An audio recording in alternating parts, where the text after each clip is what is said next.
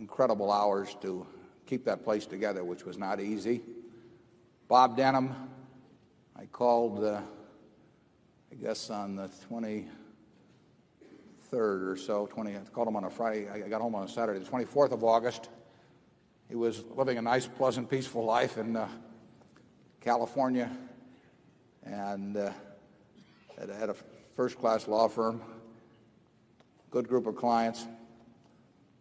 Wife had a good job there, and I told him I was in a mess and there wasn't any second choice. And 3 days later, he was back in New York and living in a small apartment in Battery City and handling the general counsel's job at Solomon.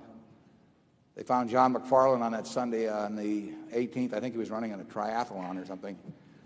Not a practice that Charlie and I follow, but and he was yanked from that and came down. And I think John lives over in New Jersey, but he holed up in the downtown athletic club, and it was his job to keep funding what was then a $150 billion balance sheet during a period when people right and left were canceling us, not because we weren't a good credit, but because they just didn't want to have anything to do with us for a while. And the World Bank and the State of Texas Pension Fund and CalPERS, all these people were shutting off funding at a time, and funding in a business, as the gentleman just indicated, is the lifeblood of an enterprise like Solomon. And so those three deserve an enormous hand by the Solomon shareholders, but by this group in turn, because we have an important investment in. So I thank them publicly.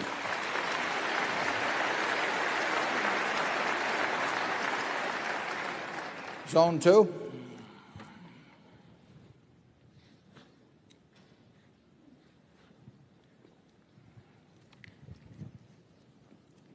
I'm Kelly Ranson from San Antonio, Texas, and I wondered if you could comment on the mutual savings and loan.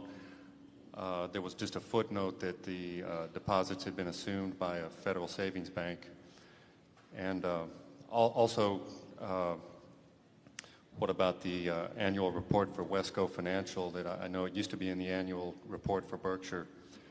Just wondered if you could comment on that, please. The question is about our 80% owned subsidiary, Wesco Financial, sold its ownership in Mutual Savings and Loan of Pasadena last year. I'll let Charlie comment on that. And then the second question is about the Wesco report, which is available to any Berkshire shareholder simply by writing Wesco. But we found that stapling problems and other things made it a little difficult to keep adding that every year to the report. So now we make it available to anyone who would in Berkshire who would like to have it. But Charlie, you want to comment on the sale of Mutual? Yes, the savings and loan business became very much more heavily regulated after the huge nationwide collection of scandal and insolvency and so on. And meanwhile, we had a very small savings and loan association, and the combination of the new regulation and the fact that it was a very small part of our operation made us decide that we were better off without it. That does happen from time to time in Berkshire. We do exit once in a while. And by the way, we would reserve the right to change our mind. I always liked Lord Keynes when he said that he got new facts or new insights. Well, he changed his mind, and then he'd say, "What do you do?" So we changed our mind. They asked our directors at Mutual to start going to school on Saturday, didn't they, Charlie, or something? I think that helped change our mind about Mutual. Yeah, there's a time to vote with your feet.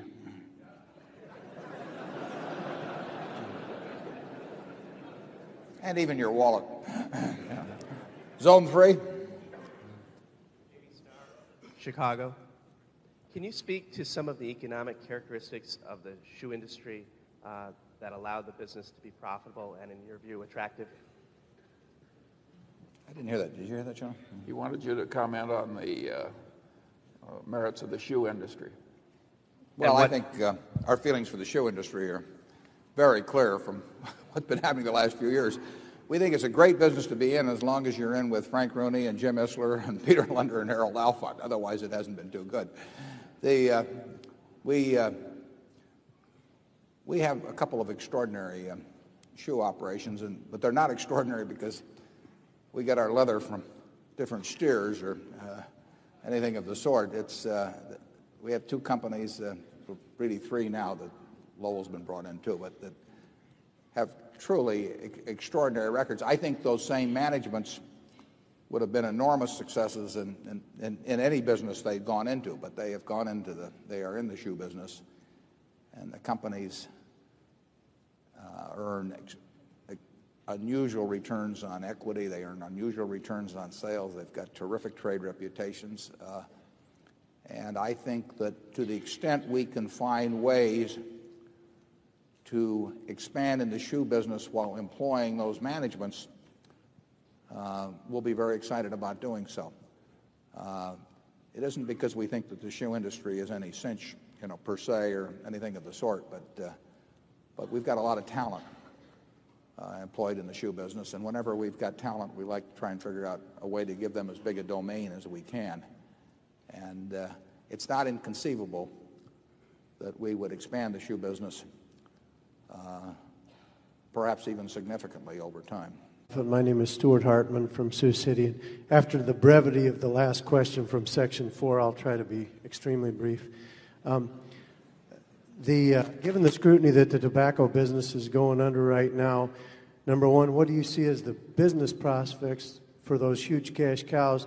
And at any point, would that be attractive to you given their liability? Questions about the future of the tobacco business? I probably know more about that than you do because it's fraught with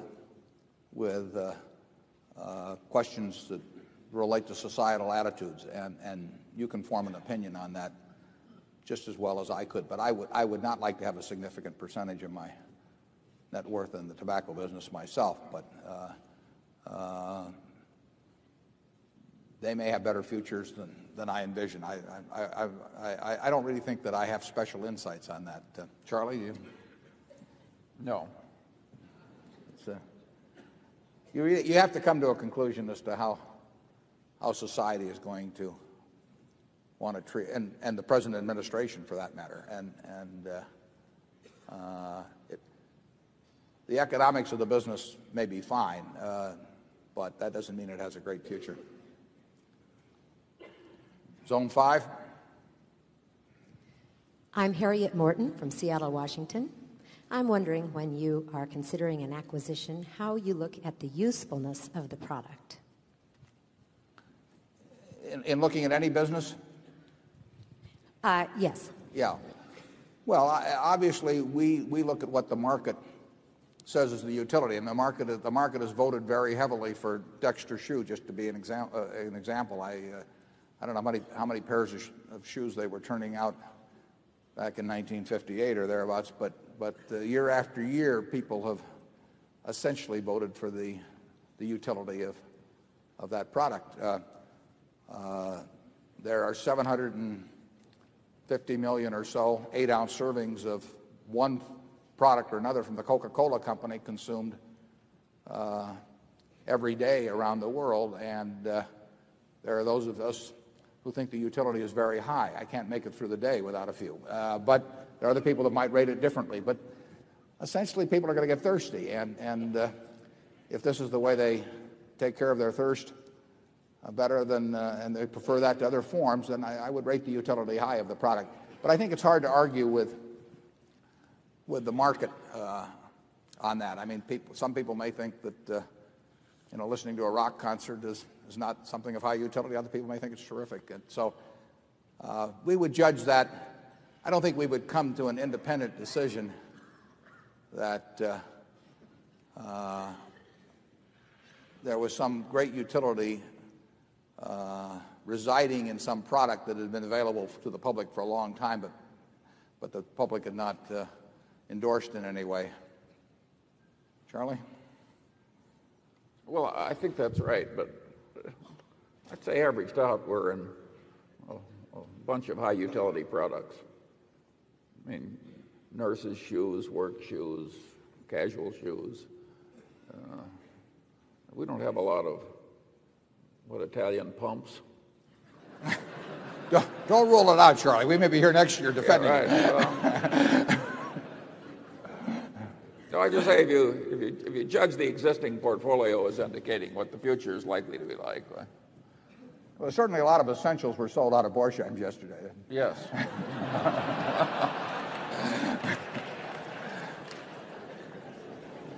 I hear my family clapping. Zone 6. We have no question up here. Okay, Zone 7.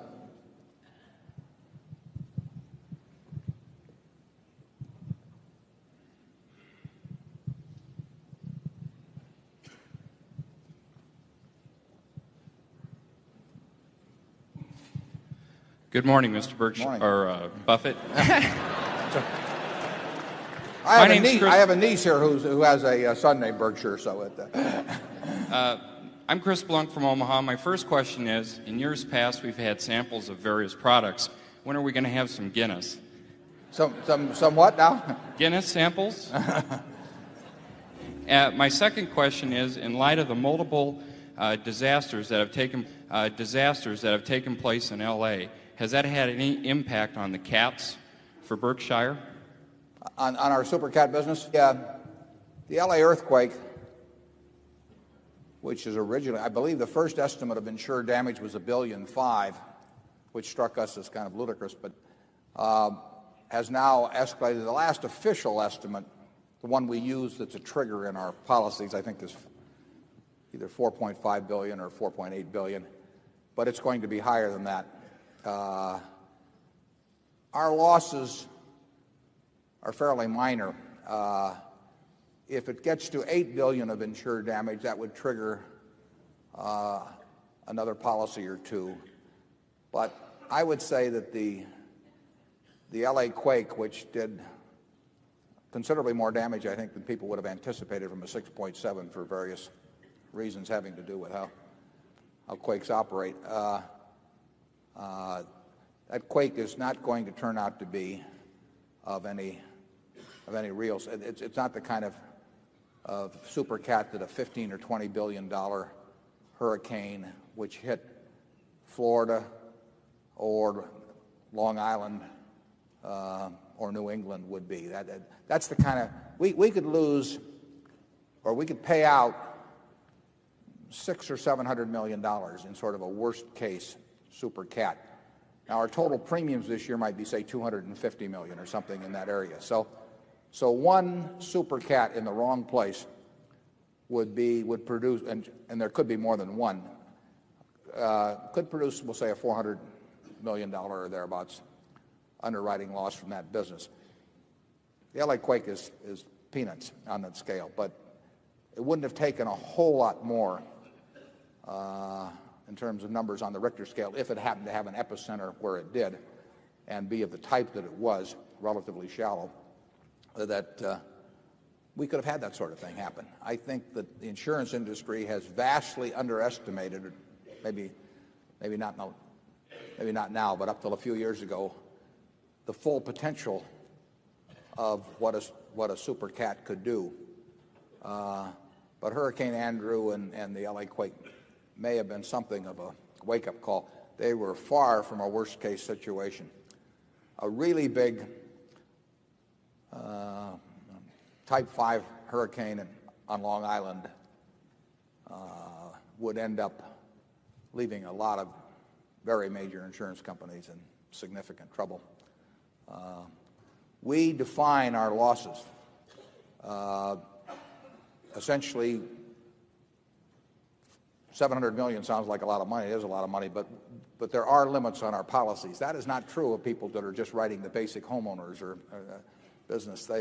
Those losses could go off the chart. There were certain companies in the LA quake that thought they had what they call a probable maximum loss for California quakes, and And the LA quake, which was far from the worst case you can imagine, turned out to far exceed those probable maximum losses. So I think the industry has had and may still have its head in the sand a little bit in terms of what can happen, either in terms of a quake in California or more probably in terms of a hurricane along the East Coast.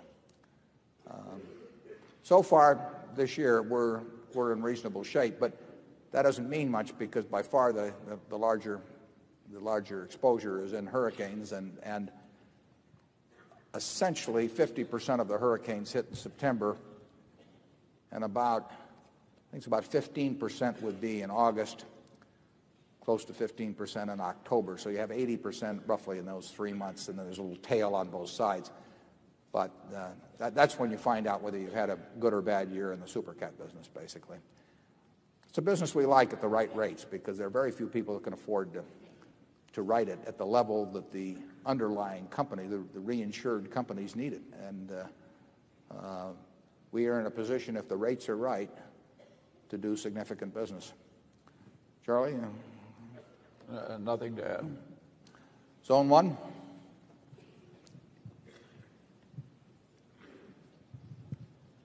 Clayton Riley from Jacksonville, Florida. This is a little different than all the other questions, but what were the 3 best books you read last year outside of the investment field? Even one will do. I'll give you. I'll tout a book first that I've read, but that isn't available yet. But it will be in September. The woman who wrote it, I believe, is in the audience, and it's Ben Graham's biography, which will be available in September by Janet Lowe, and I've read it, and I think those of you who are interested in investments for sure will enjoy it. She's done a good job of capturing Ben. One of the books I enjoyed a lot was written also by a shareholder who's not here because he's being sworn in, I believe today or tomorrow, maybe tomorrow, as head of the Voice of America, and that's Jeff Cowan's book, which is on the People versus Clarence Darrow. It's the story of the Clarence Darrow trial for essentially jury bribery in Los Angeles back around 1912 when the McNamara brothers had bombed the L.A. Times. And it's a fascinating book. Jeff uncovered a lot of information that previous biographies of Darrow didn't have. I think you'd enjoy that. Charlie? Well, I very much enjoyed Connie Bruck's biography, Master of the Game, which was a biography of Steve Ross, who headed Warner and later was co-chairman of Time Warner. Yeah, a little more than co-chairman. Yeah, and she's a very insightful writer, and it's a very interesting story. I am rereading a book I really like, which is Van Dorn's biography of Benjamin Franklin, which came out in 1952. And I'd almost forgotten how good a book it was. And that's available in paperback everywhere. And we've never had anybody quite like Franklin in this country. Never again. He believed in compound interest, too, incidentally, as you may remember. We set up those 2 little funds, one in Philadelphia and one in Boston. Right. Yeah, to demonstrate the advantages of compound interest. I think that's the part Charlie's rereading. Zone 2?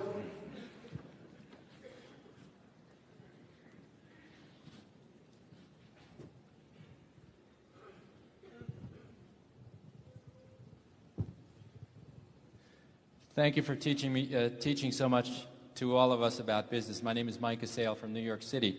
You mentioned earlier that Berkshire's shoe business was great, but that other shoe businesses were not so good.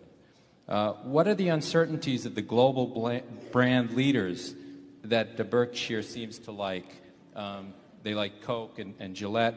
The global brand leaders in the shoe business being Nike and Reebok. What are their uncertainties in terms of long-term competitive advantage, business economics, consumer behavior, and the other risk factors that you mentioned in the annual report this year? Thank you. So you're really asking about the future prospects of Nike and Reebok? Yeah, I don't know that much about those businesses. We do have one person in this audience at least who owns a lot of Reebok, but I'm not expressing a negative view in any way on that. I don't understand I don't understand their competitive position and the likelihood of permanence of their competitive position over a 10 or 20-year period, as well as I think I understand the position of Brown and Dexter. That doesn't mean I think that it's inferior. It doesn't mean that I think that we've got better businesses or anything. I think we've got very good businesses, but I haven't done the work, and I'm not sure if I did the work I would understand them. I think they are harder to understand, frankly, and to develop a fix on than our kinds. But they may be easier for other people who just have a better insight into that kind of business. Some businesses are a lot easier to understand than others.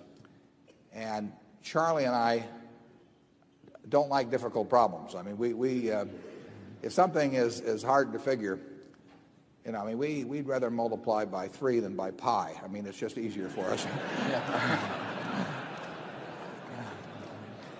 Charlie, Well, that is such an obvious point, and yet so many people think if they just hire somebody with the appropriate labels, they can do something very difficult. That is one of the most dangerous ideas a human being can have. All kinds of things just intrinsically create problems. The other day I was dealing with a problem, and I said, this thing, it's a new building. And I said, this thing has 3 things I've learned to fear: an architect, a contractor, and a hill.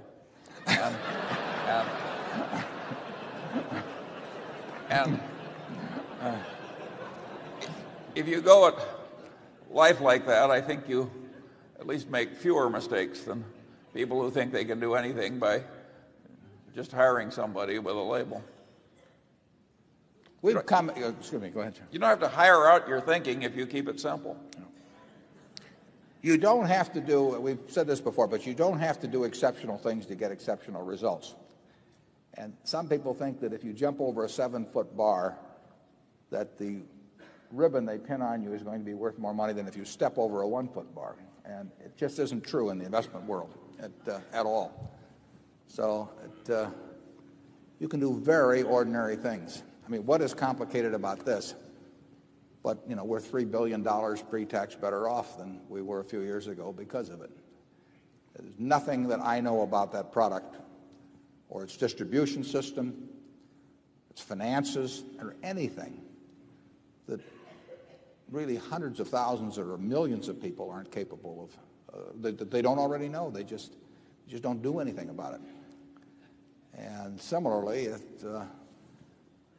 you get into some complicated business, you can get a report that's 1,000 pages thick, and you got PhDs working on it, but it doesn't mean anything. What you've got is a report, but you won't understand that business, what it's going to look like in 10 or 15 years. The big thing to do is avoid being wrong. There's some things that are so intrinsically dangerous. Another of my heroes is Mark Twain, who looked at the promoters of his day, and he said, a mine is a hole in the ground owned by a liar. And that's the way I've come to look at projections. I mean, basically, I can remember Warren and I were offered $2 million worth of projections once in the course of buying a business, and the book was this thick. And for nothing. And we were given it for nothing, and we wouldn't open it. We'd almost pay $2 million not to look at it. I mean, it's ridiculous. I do not understand why any buyer of a business looks at a bunch of projections put together by a seller or his agent. Or his agent. I mean, you can almost say that it's naive to think that has any utility whatsoever. We just are not interested. If we don't have some idea ourselves of what we think the future is, to sit there and listen to some other guy who's trying to sell us the business or get a commission on it, tell us what the future is going to be, like I say, it's very naive. Yeah, and 5 years out. Yeah. We had a line in the report one time, don't ask the barber whether you need a haircut. And it's quite applicable to projections by sellers of businesses. Zone 3. Mr. Buffett, Greg Ulrich from Washington, D.C. In the last year, United Airlines and Northwest have resolved some of their financial problems by moving ownership over to the employees. With U.S. Air's current positions, problems, what do you see as occurring with U.S. Air, and do you see any movement toward employee ownership, and how will that affect Berkshire's interest in the company? Well, U.S. Air has a cost structure which is non-viable in today's airline business. Now, that in an important way involves its labor costs, but it involves other things too. But it certainly involves its labor costs, and they've stated this publicly, and I think, and they are talking with their unions about it, and they're talking with other people about other parts of their cost structure. And I think you'll just see what unfolds in the next relatively few months, because there isn't any question that the cost structure is out of line. I think the cost structure could be brought into line, but whether it will be brought into line or not is another question. And looking backwards, the answer is not to get into businesses that need to solve problems like that. But that was a mistake I made. And I think in Seth Schofield, you've got a manager who understands that business extremely well, who probably is as, in my view anyway, is as well regarded and trusted by people who are going to have to make changes as anyone could be in that position. But that may not be enough. I mean, there's enormous tensions when you need to take hundreds and hundreds of millions of dollars out of the cost structure of any business. And when you need cooperative action by various groups, each one of which feels that maybe they're having to give a little more than some other group, and understandably feels that way, that is an enormously tough negotiating job. I think Seth is as well equipped for that as anyone, but I would not want to, I cannot predict the outcome. Charlie? Well, if I were a union leader, I would give Seth whatever he wants, because he's not the kind of a fellow who would ask for more than he needs. And it's perfectly obvious that's the correct decision on the labor side, but whether the obvious will be done or not is in the lap of the gods. That's a lot of people with a lot of different motivations, and those are really tough questions. I mean, Charlie and I have been involved with that sort of thing a few times, and frequently it works out, but it's not preordained. Zone 4. My name is Sheldon Zizek from Chicago, Illinois. I have two questions. The first one is concerning Mr. Munger. We know what Mr. Buffett's retirement plans are. I was wondering what your plans for the future concerning Berkshire are. I've always preferred the system of retirement where you can't quite tell from observing from the outside whether the man is working or retired.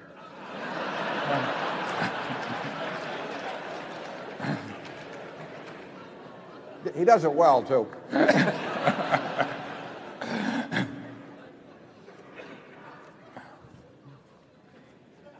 A problem in many businesses, particularly the more bureaucratic ones, is that your employees retire, but they don't tell you. And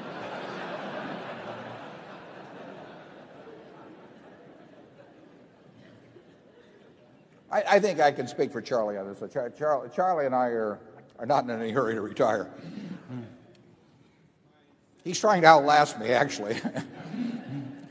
Thank you. My second question is, I was just curious why you sold a portion of Cap Cities.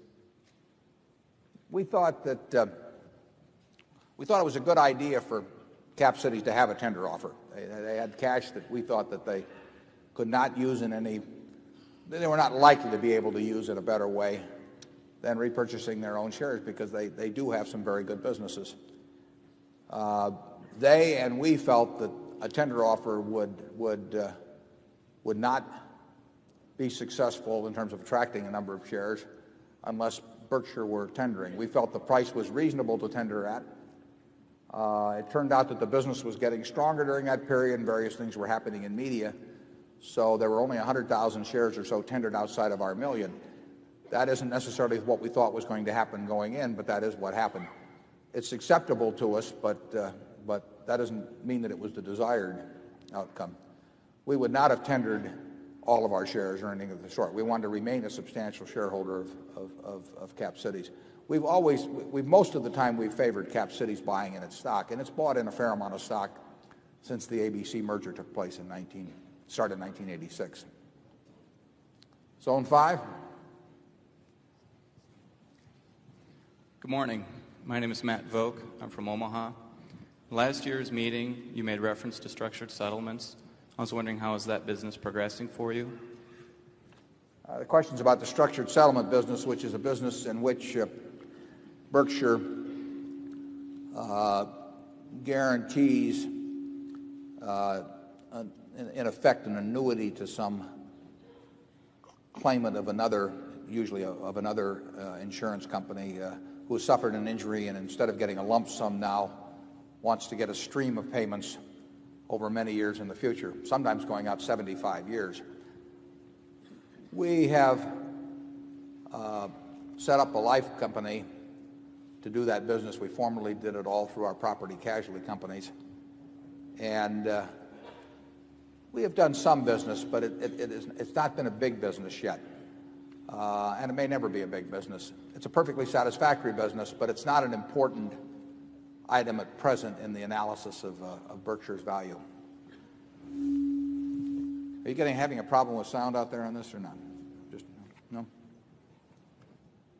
Zone 6. My name is David Samra. I'm from San Francisco, California. In your annual report, I noticed you mentioned Wrigley as being a company that has worldwide dominance, somewhat like Coca-Cola and Gillette, and was curious to know if you had looked at the company in any detail, and if so, whether or not, if you decided not to invest, what were the reasons why?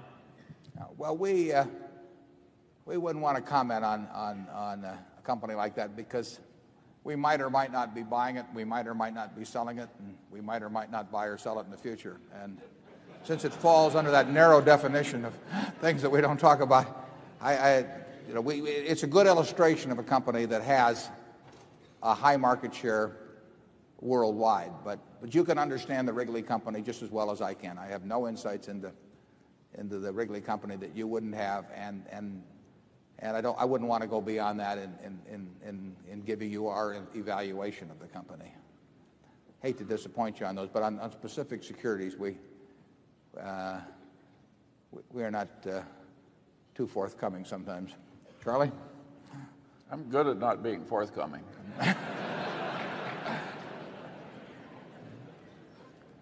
Zone 7. Mr. Buffett, Kathleen Ambrose from Omaha. I have a question regarding global diversification, just in general. What do you look for in a company? And if so, as far as Europe or Latin America, if you'd like to be specific. Yeah. The question is about global diversification. All we want to be in is businesses that we understand, run by people that we like, and priced attractively compared to the future prospects. So there is no specific desire to either be in the rest of Europe or the rest of the world or Far East, or to avoid it. It's simply a factor that it's not a big factor. There may be more chances for growth in some countries. 80% of Coca-Cola's earnings, roughly, will come from outside the United States. 80% of Guinness's earnings will come from outside the United States, but they're domiciled outside the United States, whereas Coca-Cola is domiciled here. Certainly, in many cases, there are markets outside the United States that have way better prospects for growth than the U.S. market would have, but they probably have some other risks to them that this market may not have. But we like the international prospects, obviously, of a company like Coke. We like the international prospects of a company like Gillette. Gillette earns 70% of its money outside this country. So if you look on a look-through basis, Coke, we might this year get something like $150 million of earnings indirectly for Berkshire's interest from the rest of the world just through Coca-Cola alone. But we don't make any specific, we don't think in terms of, I like this region so I want to be there or something of the sort. It's something that's specific to the companies we were looking at, and then we'll try to evaluate that. Coke is expanding in China. Well, I think, I forget what they showed last year, maybe 38% growth or something like that in cases. It's nice to have markets like that are relatively untapped. Actually, Gillette is expanding in China in a big way, and the Chinese don't shave as often, and more of them are what they call dry shavers and wet shavers there, which is electric shavers. But maybe we could stick something into Coke that would come. Maybe a little synergy at Berkshire finally. Who knows? Zone 1.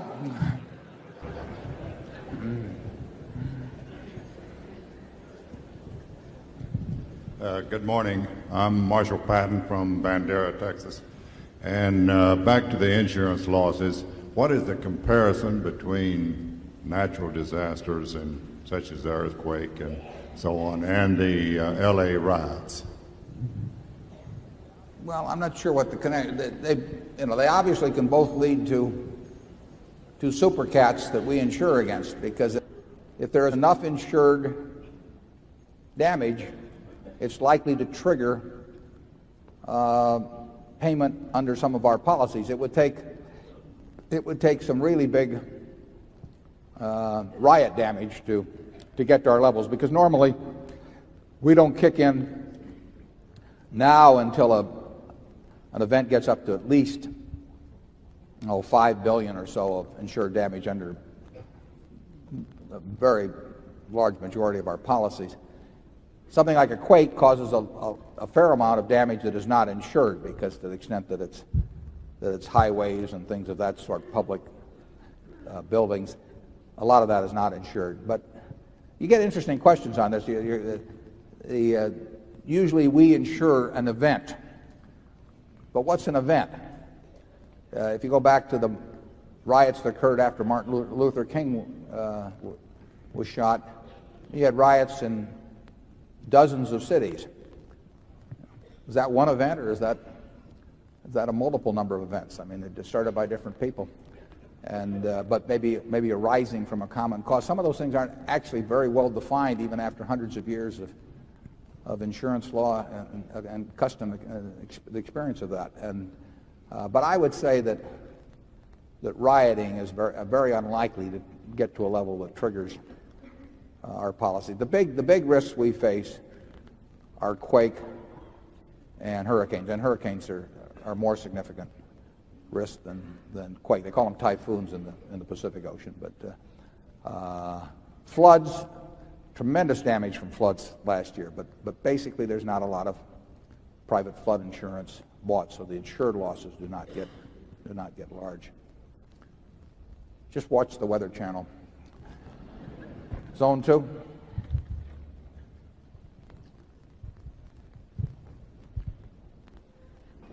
Diane West from Corona Del Mar, California. I know, Mr. Buffett, that you've said that you don't read what other people say about the market or the economy, but do either you or Charlie have an opinion about how you think things are going to go? Are you bullish or bearish? you may have trouble believing this, but Charlie and I never have an opinion about the market because it wouldn't be any good, and it might interfere with the opinions we have that are good. If we're right about a business, if we think a business is attractive, it would be very foolish for us to not take action on that because we thought something about what the market was going to do or anything of that sort, because we just don't know. And to give up something that you do know and that is profitable for something that you don't know and won't know because of that, it just doesn't make any sense to us, and it doesn't really make any difference to us. I mean, I bought my first stock, I think, in probably April of 1942 when I was 11. And since then, I mean, actually, World War II didn't look so good at that time. I mean, the prospects, they really didn't. I mean, we were not doing well in the Pacific, and I'm not sure I calculated that into my purchase of my 3 shares. But I mean, just think of all the things that have happened since then, atomic weapons and major wars and presidents resigning and all kinds of things, massive inflation at certain times. To give up what you're doing well because of guesses about what's going to happen in some macro way just doesn't make any sense to us. The best thing that can happen from Berkshire's standpoint, we don't wish this on anybody, but over time, is to have markets that go down a tremendous amount. I mean, we are going to be buyers of things over time. Now, if you're going to be buyers of groceries over time, you like grocery prices to go down. If you're going to be buying cars over time, you like car prices to go down. We buy businesses. We buy pieces of businesses, stocks. And we're going to be much better off if we can buy those things at an attractive price than if we can't. So we don't have any fear at all. I mean, what we fear is an irrational bull market that's sustained for some long period of time. You, as shareholders of Berkshire, unless you own your shares on borrowed money or are going to sell them in a very short period of time, are better off if stocks get cheaper, because it means that we can be doing more intelligent things on your behalf than would be the case otherwise. But we have no idea what and we wouldn't care what anybody thought about it. I mean, most of all ourselves. I mean, Charlie, do you have any? No, I think if you're agnostic about those macro factors and therefore devote all your time to thinking about the individual businesses and the individual opportunities, it's a way more efficient way to behave, at least with our particular talents and lacks thereof. If you're right about the businesses, you'll end up doing fine. We don't know, and we don't think about when something will happen. We think about what will happen. It's not so difficult to figure out what will happen. It's impossible, in our view, to figure out when it will happen. So we focus on what will happen. This company in 1890 or thereabouts, the whole company sold for $2,000. It's got a market value now of about 50-odd billion. Somebody could have said to the fellow who was buying this in 1890, you're going to have a couple of great world wars, and you'll have the panic of 1907. All these things will happen. And wouldn't it be a better idea to wait?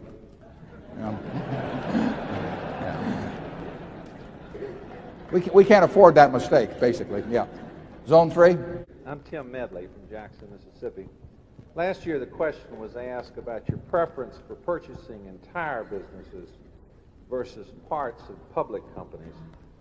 You mentioned you preferred to buy private businesses because of the tax advantages and your attraction to the people in those businesses.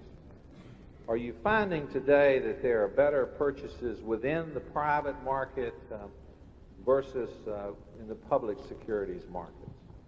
Well, I would answer that no. We very seldom find something to buy on a negotiated basis for an entire business. We have certain size requirements, big limiting factors. Has to be something we can understand. I mean, that eliminates 95% of the businesses, and we get we don't pay any attention to them, but we get lots of proposals for things that are just totally outside the boundaries of what we've already said we're interested in. We prefer to buy entire businesses or 80% or greater interest in businesses, partly for the tax reasons you mentioned, and frankly, we like it better. It's the kind of business we would like to build if we had our absolute druthers on it.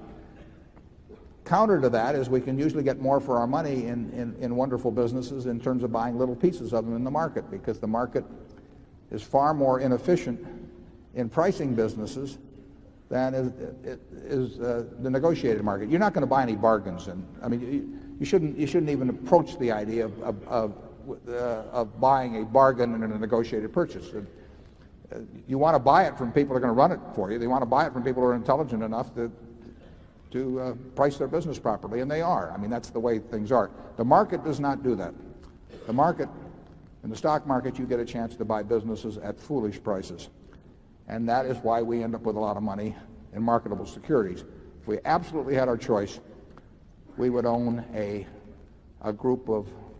we would own 3 times the number of businesses we own outright. We're unlikely to get that opportunity over time, but periodically we'll get the chance to find something that fits our tests. And in between, we will, when the market offers us the right prices, we will buy more, either businesses we already own pieces of, or we'll buy 1 or 2 new ones. Something's usually going on. There are tax advantages to owning all of them, but that's more than offset by the fact that you'll never get a chance to buy you'll never get a chance to buy the whole Coca-Cola company or the whole Gillette company. The businesses like that, the sensational businesses, are just not available. Sometimes you get a chance to make a sensible purchase in the market of such businesses. Charlie?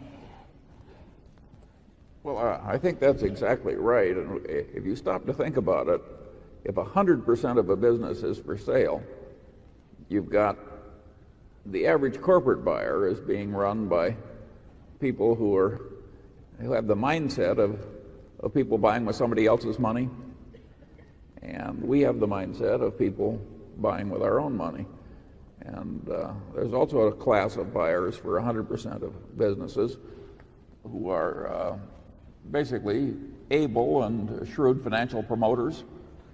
I'm talking about the leveraged buyout funds and so on. And those people tend to have the upside but not the downside in the private arrangements they've made with their investors. And naturally, they tend to be somewhat optimistic. And so we have formidable competition when we try and buy 100% of businesses. Most managers are better off in terms of their personal equation if they're running something larger. Now, they're also better off if they're running something larger and more profitable. But the first condition alone will usually leave them better off. We're only better off if we're running something that's more profitable. We also like it if it's larger too. But our equation actually, our personal equation is actually different than a great many managers in that respect. Even if that didn't operate, I think most managers psychically would enjoy running something larger. And if you can pay for it with other people's money, I mean, that gets pretty attractive. How much would and let's just say you're a baseball fan. Well, how much would you pay to own whatever your hometown, the Yankees? You might pay more if you were writing a check on someone else's bank account than if you were writing it on your own. It's been known to happen. And in corporate America, animal spirits are there, and those are our competitors on buying entire businesses. In terms of buying securities,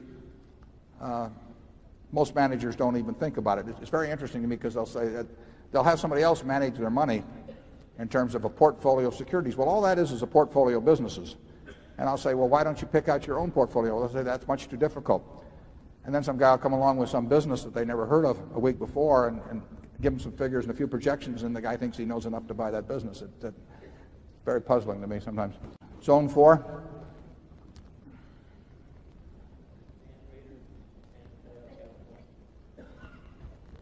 Could you hold it a little closer to you? I can't hear too well. It's hard to hear. Is the mic on there? It's on. Ah, okay. I can hear that fine. Let's try it one more time. Dan Rader, Got it. San Mateo, California. This is a question